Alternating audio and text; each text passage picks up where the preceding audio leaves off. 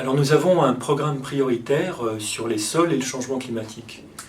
Pourquoi un programme prioritaire international?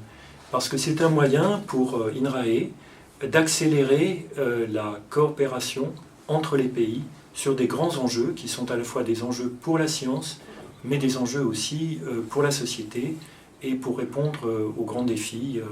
Et en l'occurrence, il s'agit bien sûr du changement climatique, à la fois en termes d'adaptation et d'atténuation, mais aussi du renforcement de la capacité des sols à nourrir la population, ceci en stoppant leur dégradation et en ralentissant la désertification.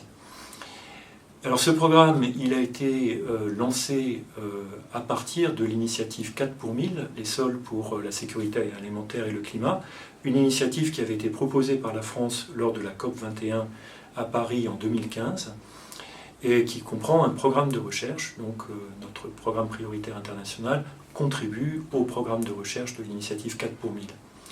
Depuis, nous avons fait pas mal de chemin, puisque nous avons bénéficié d'une action de coordination et de soutien de la Commission européenne dans le cadre de Horizon 2020, le projet CIRCASA, qui permet de travailler avec les équipes de recherche de l'ensemble des continents, les meilleures équipes de recherche dans le monde, et en particulier de proposer à la communauté internationale et à la Commission européenne en particulier de financer un partenariat international, un consortium international de recherche qui permettrait d'atteindre les grands objectifs, d'une part en renforçant la recherche fondamentale, par exemple comment la biodiversité du sol, la vie dans le sol, permet-elle, quand on la comprend mieux, on la maîtrise mieux, de stocker du carbone. Deuxièmement, de lever l'un des principaux obstacles pour la séquestration de carbone dans les sols agricoles, à savoir le suivi du carbone dans les sols.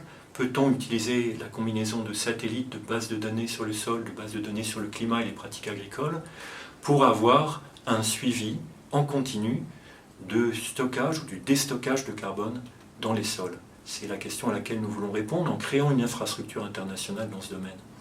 Et enfin, en débloquant l'innovation sur ce qui peut renforcer cette séquestration, qu'il s'agisse d'amélioration des plantes avec des racines plus profondes par exemple, de machinisme agricole ou encore d'amendement organique.